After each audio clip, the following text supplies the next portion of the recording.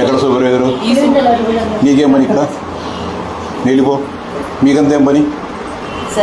మీకేం పని? నువ్వుమా నీకేం పని ఇక్కడ? మీరు లింగాలు పోకుండా పేరు రాసుకో చెప్తా. వీళ్ళందరూ ఫోటోస్ తీ. మీకు డ్యూటీలు చేయకోకుండా మీరు లింగాల్లో ఉండకూడదు. మీకేం పని ఇక్కడ?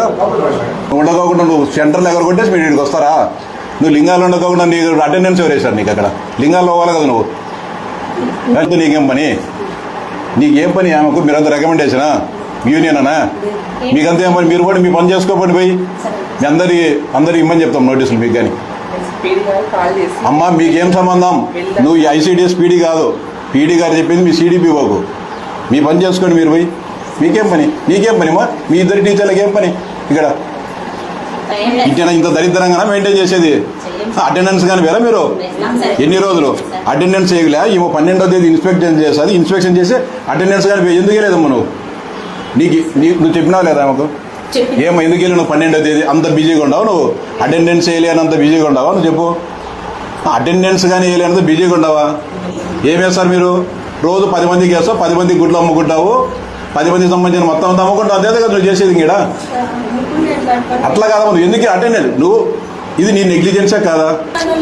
నువ్వు ఇక్కడ అంగన్వాడీ టీచర్ మా టీచర్ ఉండేటప్పుడు నీ ప్రధానం ఒక టీచర్ కానీ స్కూల్లో కానీ కాలేజీలో కానీ ఫస్ట్ వస్తాను ఏం చేస్తారు? టీచర్ కానీ ఎవరు ఏం చేస్తారు?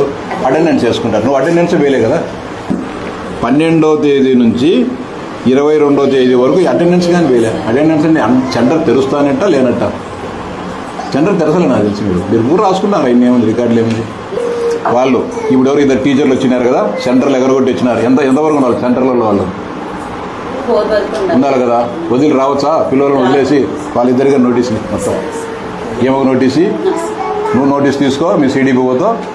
నీది గ్రాస్ నెగ్లిజెన్సీ. నువ్వు వచ్చిన రోజు కానీ అటెండెన్స్ చేయలేదంటే నీ నెగ్లిజెన్స్ దండిగా ఉంది కదా.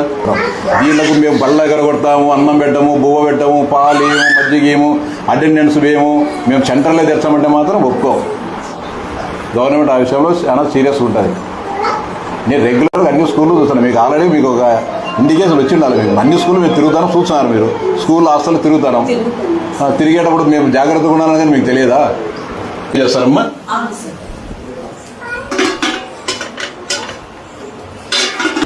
ఏం పెడతారు దీంట్లోకి? దీంట్లో కర్రీ ఏముంది? వెజిటబుల్ రైస్లోకి ఏమి ఉండదంగా? కొత్త వెజిటబుల్ రైస్ తింటారా? ఉంటాయి. ఈ పిల్లి గుడ్లు ఉన్నట్టు 50 గ్రాములు ఉండదు. చూడండి ఎంత అన్యాయమో. ఎగ్ కాంట్రాక్టర్మా? రవి అనేసి